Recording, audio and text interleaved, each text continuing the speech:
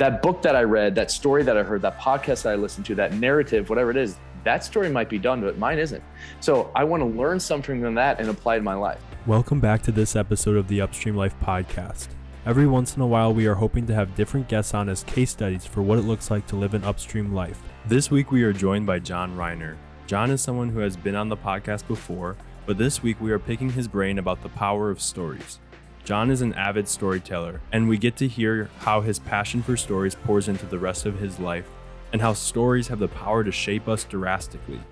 Specifically, we dive into how stories can cause us to live an upstream life. We hope you enjoy. All right, welcome everybody back to the Upstream Life podcast. It's a privilege to be with you today. Today I'm joined with Jon Reiner. He is not a new face on the podcast. He's been on, I think, once before, and it's a privilege to have him back. Jon is a teacher, speaker, pastor, Holocaust educator, and a lover of stories. And so I'm excited to dive into that last part there. Apparently, also, he is a lover of pumpkin spice lattes I've seen recently. So maybe that'll come up in the conversation. But Jon, what else would you like the people to know right off the bat? I mean, I think you nailed it right there. You nailed it there. That was a good spectrum. Yeah. Husband, father, all those things you said. And yes, lover of pumpkin spice lattes until winter comes, and then it's peppermint mochas. Okay. For sure. Okay, for sure. Good to know. Is this all at Starbucks? Is that your go-to? Oh, no, it doesn't have to be. No, it doesn't have to be. Yeah. Just the drink itself. Yesterday I posted one from just a gem of a downtown La Crosse, Wisconsin coffee shop called Jules Coffee Shop. There you go. Shout out to Jules. That was yesterday's. That's awesome. Cool. Well, we can jump into it. The first question I have for you, and I kind of alluded to it earlier, is I really want to pick your brain on the power of storytelling. And so I've definitely seen in your teaching and just who you are, you're a lover of stories. So where would you say that fascination for stories started in you? Yeah, man. Stories I think have just been since I was a kid, for sure. As long as I can remember, stories have been a part of my life. I grew up in a family that told stories. My grandma was always telling stories. My dad was kind of that quintessential Midwestern Wisconsin hunter fisherman that always has like the fishing story or the hunting story, the story about year. He had like this iconic story that people would ask him to tell all the time about a squirrel that was in the tree while he was hunting once, and like his battle with this squirrel. So stories have been a big part of our family life. I got introduced to the like drama theater world at a young age. And so being on the stage and actually then being a character in stories and acting out stories became a part of my life early on. And it just became a part of my communication style. I love stories. I love movies.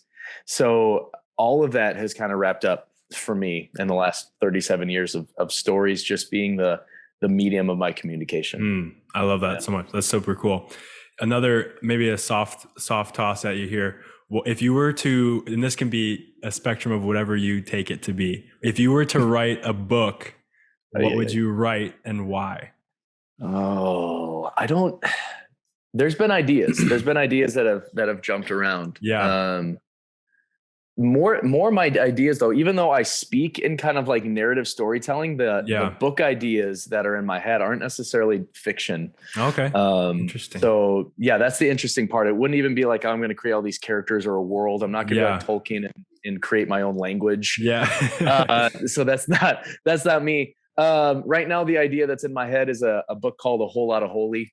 And it's God in everyday life, and just trying to decompress the idea that like God only exists in a certain religious format. The Bible uses a lot of words for holy, and they're not all about God. Days are called holy. Time is called holy. Seasons are called holy. Places are called holy. Food is called holy. There's a whole lot of holy. And I want to just kind of unwrap that and allow people to realize that they can experience kind of this God, this divine in the everyday life for themselves. And so maybe not what you were going for, but that was kind of the book idea that's in my head right now. That's super beautiful, super fascinating. That kind of ties into the next question I have for you then, I guess, is how does storytelling have the ability to change the way we live? like thinking about specifically our everyday life. What does the power of stories have to play in that? I think we live right now in a very narrative centered world. I think stories are part of a lot of what we do, whether we realize it or not. To give some examples, I think stories influence us more than we realize, even with marketing, with sales. I've thought about this a lot. 20, 30 years ago, if you were to watch a commercial, it would be all about, say for a car, the specifications of the car and how it was made and how it's going to help function and what's the horsepower and what's this and what's that. It's all about the function of the car. Nowadays, take Lincoln, for example. Lincoln's most recent, I think, advertising campaign has been about how their car is your sanctuary and it's your space away. So it's almost like, oh, hey, if you're listening to this commercial, just imagine a story where you're living a stressful life and your work is stressful and your life is stressful and you have kids and they all have activities. Just imagine that sort of story, right? Everyone watching is like, yeah, that's my life. Yeah. And then just imagine you had one safe sanctuary and it was your Lincoln vehicle. It has nothing to do with horsepower. It has nothing to do with miles per gallon. It has nothing to do with anything. It's just imagine a place where there's a sanctuary in your life. And then you dub that over with Matthew McConaughey's voice. And who doesn't want that car? Who doesn't want that? I want, so how does it impact the way we live? That story that commercial just told, that's your life. It's not about function and facts. It's about the story of your life. I think it really impacts our life. Storytelling and stories impact our life when we start to realize that our life is a story, and that it's your story, and that you're living out your story. When you read a book, right? Follow me here. You read a book. There's like, it's already been written. It's already been edited. It's already been published. It's already been mass produced. It's already been sold. Like that story's finished, right? But yours isn't, and mine isn't. And so seeing your life as a story starts to change how you view things like failure. Well, maybe that season, maybe that thing that you tried, maybe that thing that you put yourself out there for, maybe you didn't fail. Maybe that was a chapter in your story. And now you learn something and you're evolving as a character, right? When you start to think of your life in narrative form, it changes how you see other people. Every protagonist in a story, every hero, every heroine in a story evolves and matures because of the presence of an antagonist and a villain. Every time. So it is with our lives. But I look at my life and I think, oh man, there's this person that pisses me off and this person that annoys me and this person that gets under my skin and this. Okay, those people, my story's not done yet. So those people don't just have to be negative energies in my life. They can be the source of how I evolve as a character and how I evolve in my life. So stories, I think, and when I see myself as story and I see life as story and narrative, hopefully it changes the way that I see seasons of my life, people in my life, relationships in my life. I'm learning and evolving as a character. They're learning and evolving as characters. This thing isn't done yet. It hasn't been finished. And so when we read a story, it impacts us. Because I want to take that story and I want to learn a lesson from it so that I can put in my story. That book that I read, that story that I heard, that podcast that I listened to, that narrative, whatever it is, that story might be done, but mine isn't. So I want to learn something from that and apply it in my life, right? It's every little kid that watched Rocky and all of a sudden they're shadow boxing in the room next door. Because that story moved me. I want to do something. I want to believe I'm a part of a story. Yeah. So I think it's seeing your life as narrative and realizing that your story isn't done. Man, when you get that, I think it changes a lot about how you live. Man, I love a lot of what you said there. I think first with the Lincoln metaphor, like so often the stories that are marketed towards us are a reflection of the values of our society. And so when you're talking about how, 10, 15 years ago, it was very much more geared towards the features and the things that come with a car. And now it's more so like our feelings, like what it produces out of us, And so I think that's so true. Man, that was all so good. I think just the change of perspective that we can have when we see our lives as a story and not just looking at all the negative things as horrible, but lessons to learn from and to grow into. So I love that. Yep. Grounding it more in something that we both love is, what would you say was so captivating about the stories that Jesus told? Yeah, Jesus, the storyteller. Right? Yes. Yeah. The parables, the stories. Mm-hmm. I like that you asked that question, because I think of when you read the Gospels, there's a part of us that says, oh my goodness, Jesus is telling stories and it's Jesus. So he must have been like a really good storyteller because it's Jesus telling stories. And so everyone must have just loved his stories and followed along with his stories. And everyone must have just like understood his stories. And so there's both in. On one side, people say, oh, that guy taught with such authority. And I'll get to that in a second.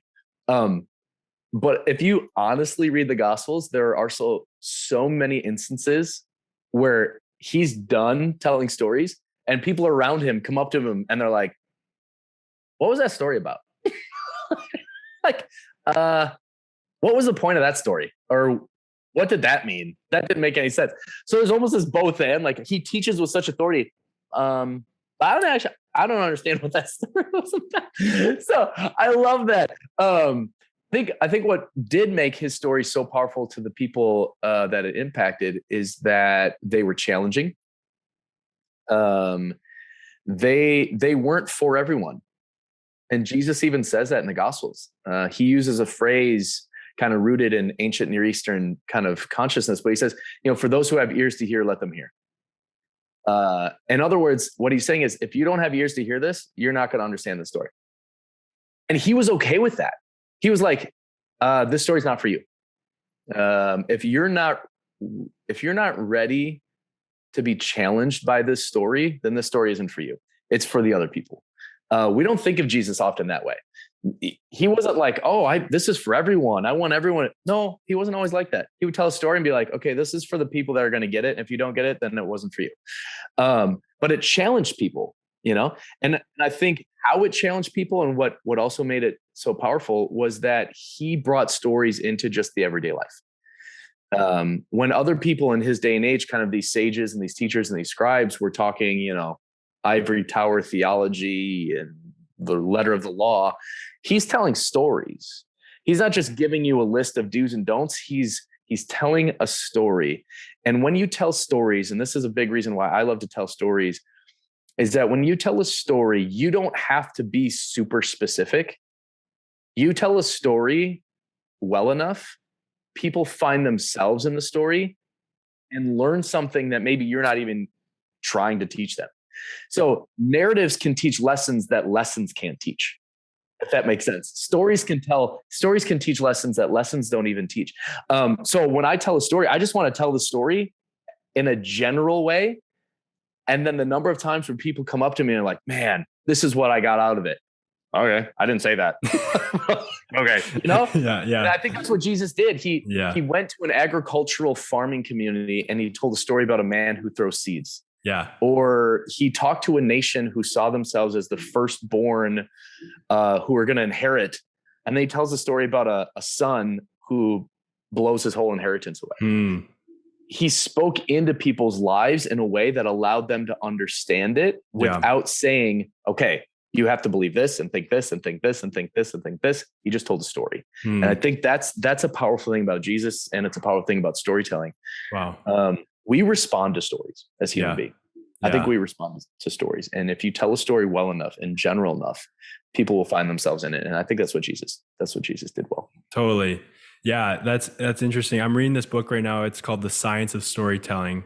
And there's a quote in here I pulled out for this. It says, neuroscientists are building a powerful case that metaphor is far more important to the human condition than has ever been imagined. Many argue it's the fundamental way that brains understand abstract concepts such as love, joy, society, and economy.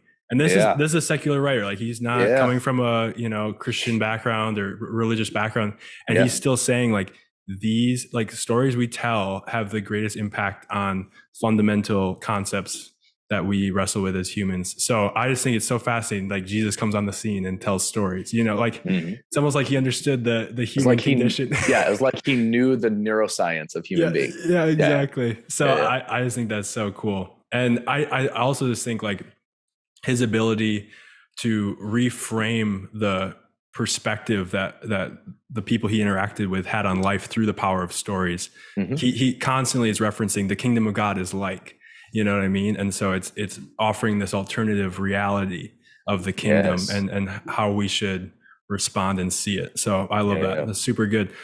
What would you say, and we've kind of hit on this already, but what would you say, how do the stories we believe shape who we are? So culturally, Yeah. in every area of our life. Yeah, I think stories, man, I think in that way, we're not even just talking about, oh, I read this book or I heard the story one time, right? It's like the cultural story. It's the cultural narrative that's being told.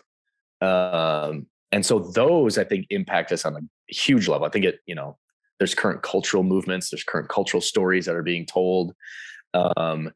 That's hard because we don't even know who the author is. We don't know what the sources are. We don't know, you know what I mean? You read a story about a book, you know who the author is, you know why they read it, they know when they're reading it, you can check your sources.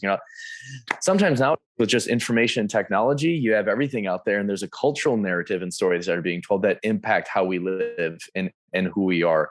So that happens on a cultural level, as far as cultural issues, hot button issues, hot topic issues, social issues.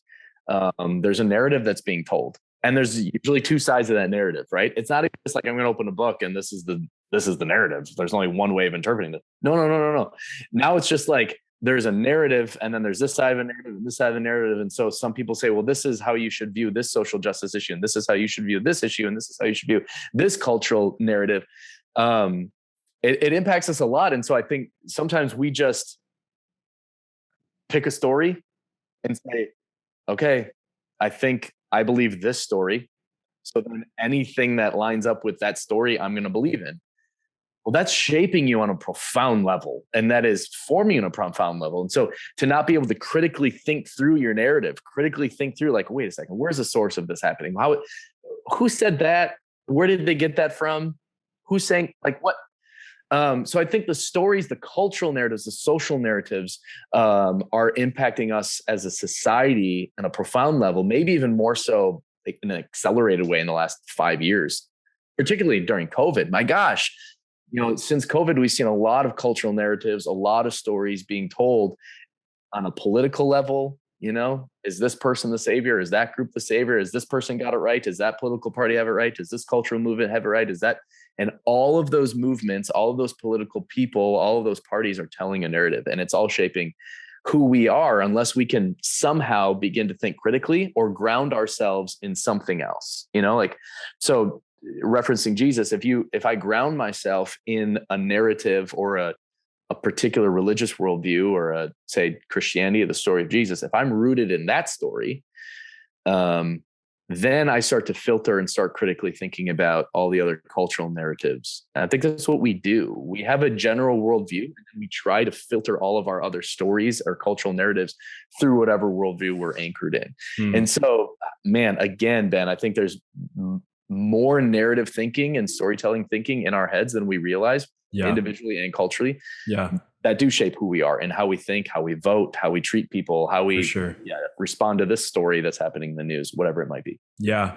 I was reading something recently that one person's opinion of how the Western culture has gotten to where it's at, a lot of it is rooted in like Greek history, and the fact that the people in Greece lived on these hillsides, and so that promoted the ability for them not to have any kind of farming jobs. And so it was a lot more like shop based, a lot more, capitalistic in the form of which they made money. And so it created this culture more so of individualism rather than communal farming.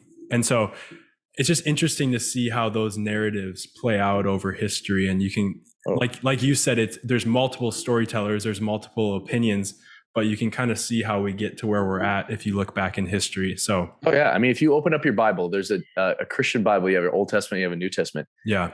The writing style is so different because you have on one end in the New Testament, a Greek Hellenistic culture that's all about logic and reasoning and making sense and facts and lists.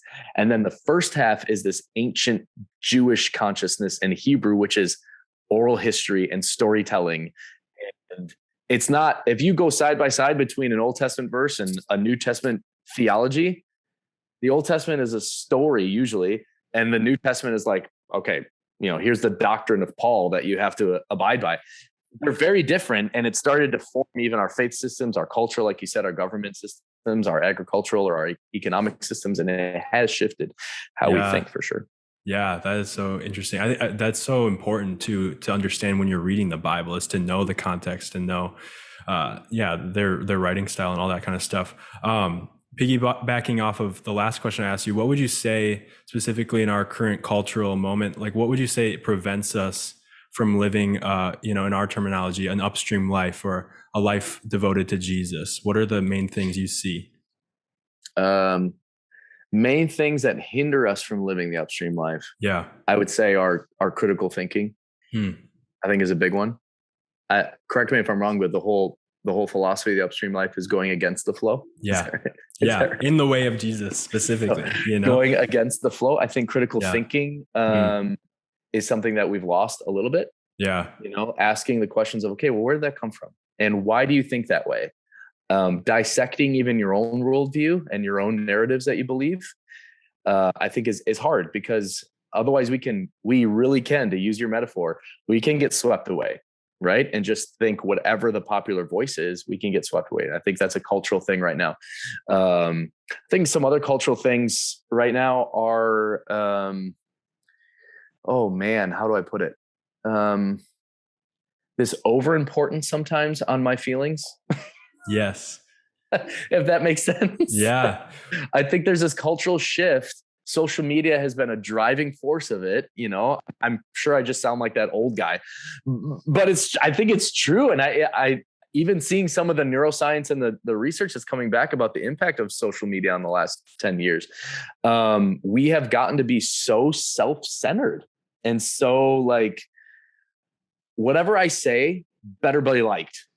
You better give me a thumbs up. You better give me a heart on Instagram. You better like it. How many people shared it? How many people commented on it? How many people were moved by it?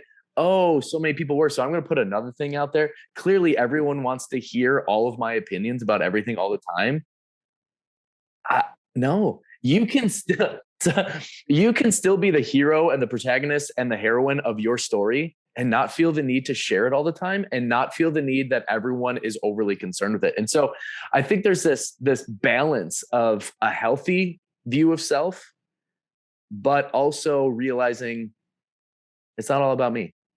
And that is that's part of that upstream philosophy, is going against the flow for the purpose of Christ. I'm a part of another story. Yeah, I have my story. John has his story. Ben has his story. A lot of people have those stories. But then we also have a larger narrative, if you're a follower of Jesus, that I see myself in. And it's not all about my feelings all the time. And it's not all about like how repostable I am.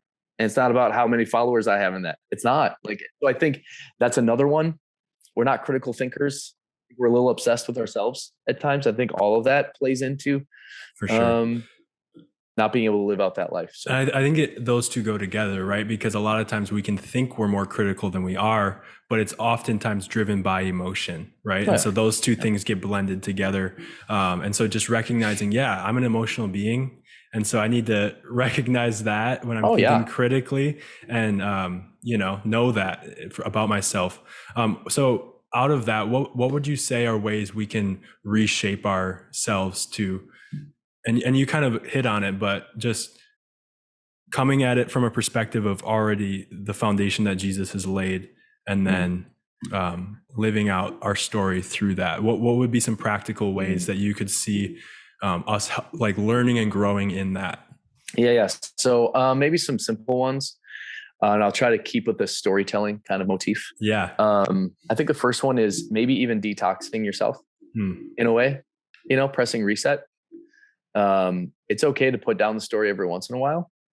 It's still going to be there. And what I mean by that is, if you're highly influenced and if you find yourself in a constant state of like needing that affirmation from social media or whatever else it might be, it's okay. The world's not going to end, right? The world's not going to fall apart if you just take your phone and put it down.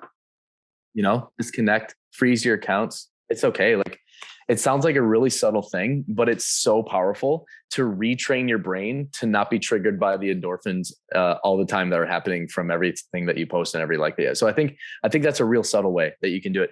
Second thing that has been a struggle for me, but I'm really trying to grow in it, is I mentioned a little bit recently, see the people that aggravate you the most as your greatest teachers. Wow.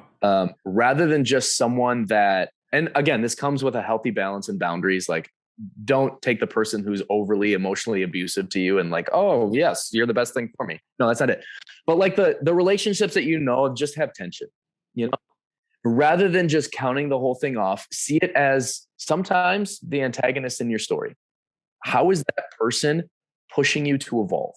How is that person pushing you to be a better version of you? What's coming out?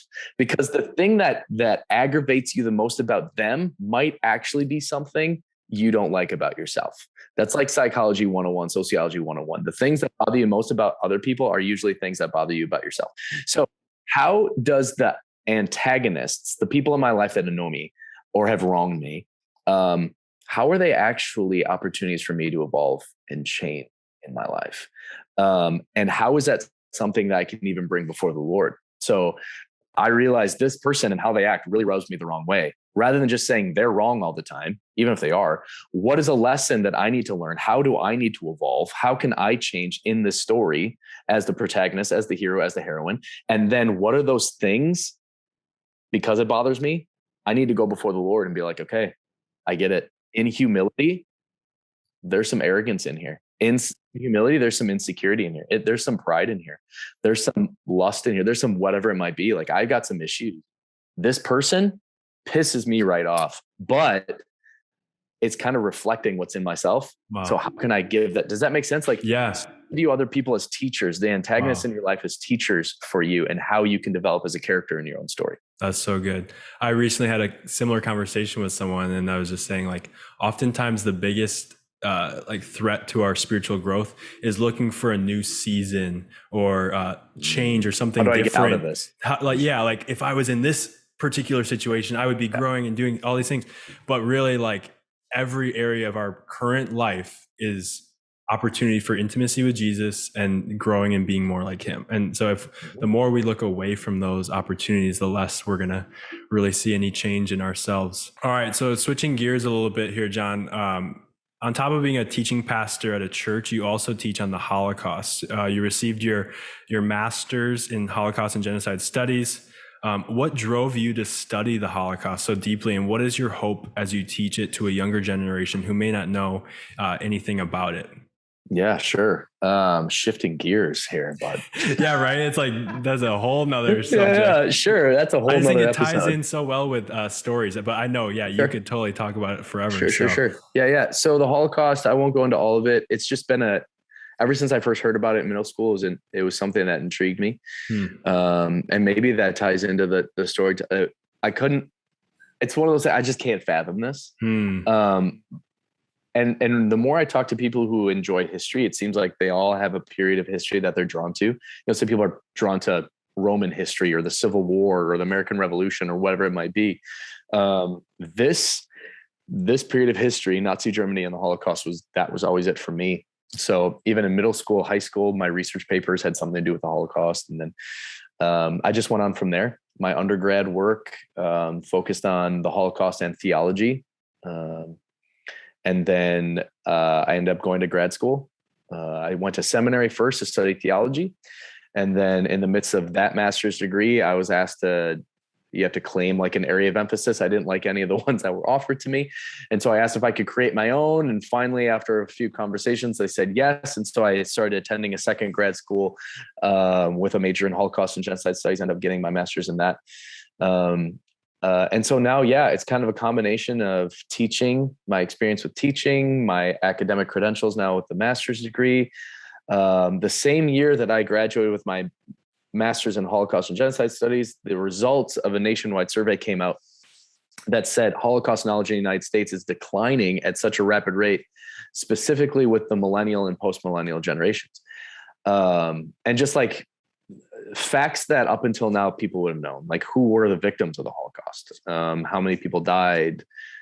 Can you name any sort of camp or location or anything? Can you tell me what a concentration camp was? Have you ever even heard of the term Holocaust? Like some of that information, just nothing. And so I just saw an opportunity there. My master's final project was, I was honored to be the first person to bring intentional Holocaust education into the American Evangelical Church. So I was proud of that, honored to do that. And ever since, I've just been doing workshops, classes, in person, online. During lockdown, I did online Holocaust classes. This morning, I was teaching a class to middle school and high schoolers on the Holocaust. So I enjoy it for the purpose of carrying on this history. I'm not sure I'll ever know exactly why it pulls on me as much as it does, but that's a part of life. We don't always know why the things that interest us. Don't scrap it. Don't say it doesn't matter, right? I think so often we have these areas of interest. We have these little other arcs in our story arc, right? And we're kind of like, oh, I've been interested in that. I kind of want to do that, but it doesn't make sense. It doesn't fit with everything else. Forget it fitting with everything else. Just see where it goes. It's an opportunity for another chapter in your life. And so right now, this is another chapter in my life of me being able to do this, and it opens up opportunities and doors to be around people. So yeah, I enjoy it, but it doesn't seem to fit the rest of the resume, but I think it's awesome. I enjoy it. Yeah. What have been some of the things that you've taken out of it, teaching it to middle school or high schoolers? What have been kind of the responses and things you've learned about while teaching it? I think my overall life philosophy with teaching is I love light bulb moments. So I love teaching something where all of a sudden someone's like, oh, I get it. And so what I've learned about teaching the Holocaust is that I could teach on current geographical, political events that are happening. We could talk about international refugee crises. We could talk about unemployment. We can talk about inflation. We can talk about countries of the world that are under siege. I know for you in Upstream, Haiti right now is in the midst of another upheaval. We can talk about those things. But what I've found, good, bad, or indifferent, is that when you teach on current issues, your audience brings in their narrative, their biases, their political or economic agendas and preferences. So if I say there's something about a Syrian refugee crisis or Ukrainian refugee crisis, people may or may not be receptive to even learning because I put up a wall that says, I know what those people are like. I know what that country is like. I don't think I want those people. Does that make sense? Like that narrative, those social narratives come out, except with the Holocaust. So if I teach on the Holocaust, unless someone is kind of just an adamant anti-Semite and they don't like Jews to begin with, and they're pro-Nazi Germany, most everyone, when teaching about the Holocaust, think it was horrific. They all ask a lot of the same questions. How could this happen? How could people let this happen? Why didn't people see it before? Why wasn't it stopped? I can just teach the Holocaust for what it is, and people start to see connections to current events. And that has been a profound thing for me, and something that, kind of I enjoy doing with the Holocaust is I just want to teach you the Holocaust. How you understand current events because of that, if it opens up your eyes to things that are happening, if it makes you change your narrative or question your narrative or think more critically about your narrative, fantastic. Because most people, unless they're anti-Semitic themselves, will hear the Holocaust and think this is terrible. But then I can say, well, hey, here are opportunities where the world knew what was going on. Here were opportunities where the world could have done something. Do you see anything happening in the world right now that you could say something about? And all of a sudden it's, okay, I get it. If you're waiting for a gas chamber, you're going to wait too late. But if you see the early signs now, in other countries and other cultures, it can make a difference. And I think that going back to your storytelling thing, I think that's how cultural narratives and story narratives can change. Yeah, I think that's why history is so important. I recently watched a video where someone went around interviewing people and was like, hey, do you know who Adolf Hitler was? And I was shocked at the people who literally had nothing to say, like not even a simple like, oh, didn't he have that mustache? Like nothing. Like, and it is crazy if we aren't telling the stories of history and giving people the opportunity to see the lessons that we can learn from them. It's pretty fast that we forget. Yeah. So I appreciate your work and teaching that. I think that's super admirable. So I love it. One last. Yeah, thank you, man. Yeah, for sure. One last quick question for you. Another easy one, maybe. What would be some top stories that you would recommend to the listeners, either just for fun or as they're living an upstream life and wanting to really pursue Jesus? What maybe one of each or whatever you want, but just curious what you would have to say. Jeez. So just stories in general, man, I don't know. I maybe I don't even like the same stories that some people like. For me, like, even, you mentioned I'm a pastor, I'm a preacher. A lot of my prep doesn't look the same as a lot of people. So as I'm prepping my messages, I usually have a TV with like Lord of the Rings on, or like a Harry Potter, some story narrative, like, cause I love being drawn into a story. So those are stories I enjoy, like The Hobbit. I really enjoy The Lord of the Rings. I really enjoy, kind of Harry Potter, those like Narnia. I love those. Like when you're brought into a world, I like those stories. So anyway, those are always big ones for me, but I know that not everyone is kind of a nerd in that way. Not everyone is. Stories to live an upstream life or live a Christ-centered life. One of the most fascinating stories for me, and it was one that anchored me in both studying theology and the Holocaust, was the life of Dietrich Bonhoeffer. And I know, oh man, I love upstream that. people. I know you guys know Bonhoeffer. Yeah. But he's been a huge influential part of me in ministry, in theology, in social interaction, in social justice, in the Holocaust. That's a story that, like, I always say it, I'm not even sure Hollywood could write a story like Bonhoeffer's. I mean, for anyone who doesn't know, encapsulating a little bit and then encouraging you to go read it on your own. I mean, he was born early 1900. His brother went off to fight in World War I and didn't make it back. His dad was like the foremost authority on psychology and psychiatry in Germany at the time. His brother went on to help split the atom, like academic geniuses in this family. He grew up in kind of that aristocratic atmosphere. And then he saw what Germany went through. He saw the fall after the World War and the Treaty of Versailles and the hyperinflation. His family wasn't impacted as much by it, but he still saw it. He went on to be kind of a genius himself, but at a young age, he decided he wanted to go into ministry. And his dad was like, "It's going to be boring." And he's like, "Then I'll change that." He graduated with his doctorate, summa cum laude, so with highest honors. He graduated with his doctorate at the age of 21.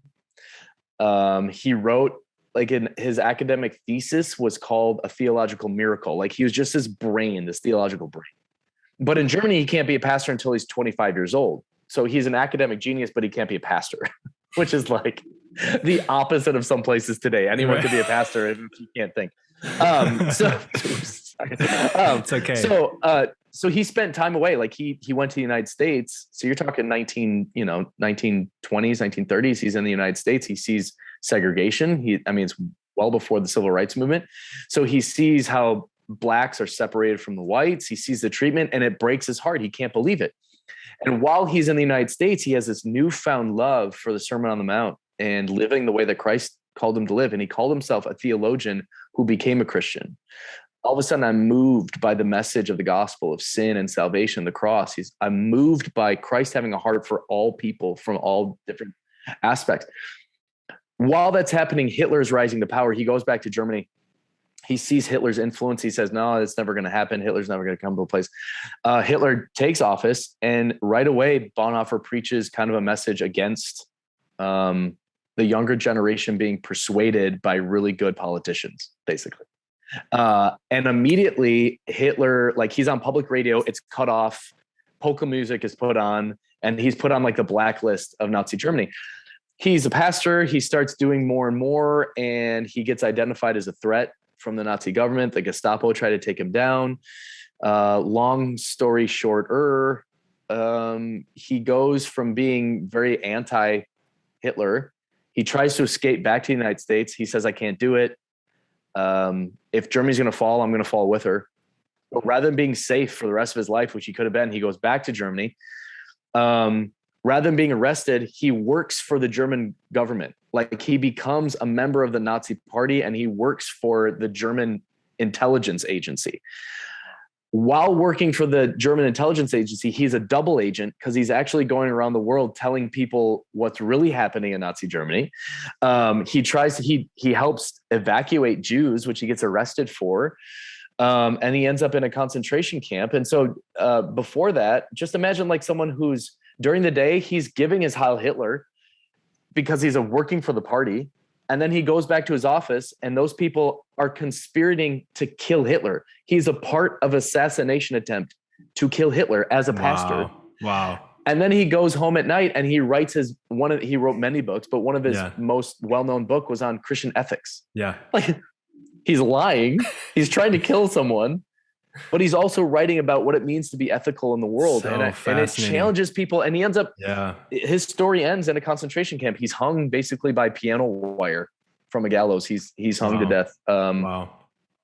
Really just right before the Allies liberate it, and he would have been free, but they said, we don't want this guy to be a hero. And so he wrestled constantly with, what is God calling me to do?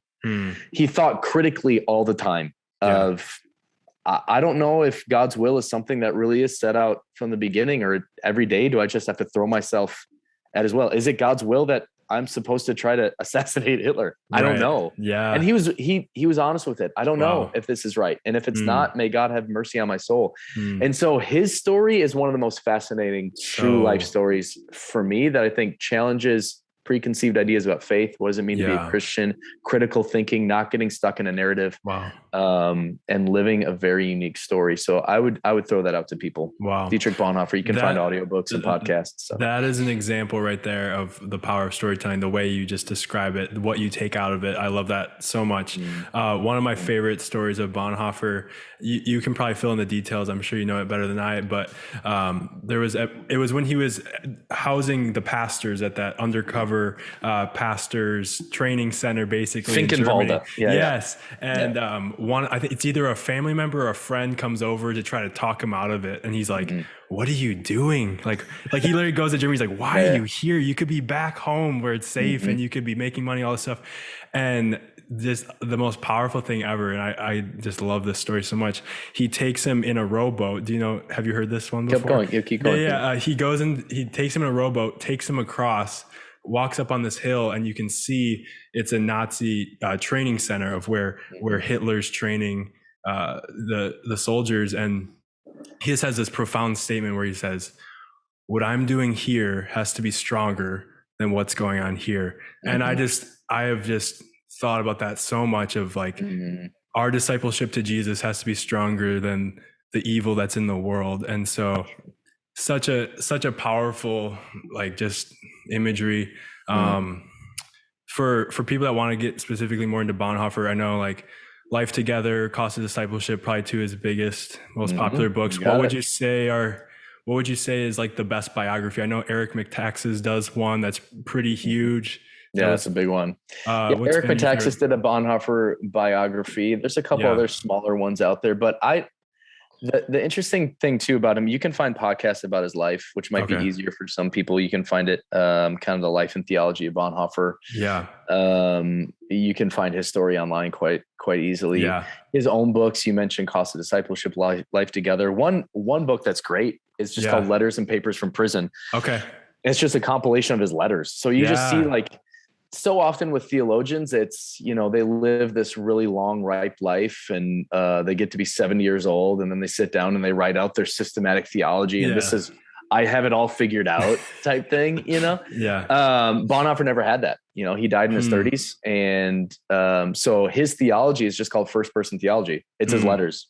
It's him wrestling with his faith. And I love that. I love that he wrestled with his faith. I love that he just said, man, if you really want to make a difference in this world, let go of the idea of being a good person. Wow.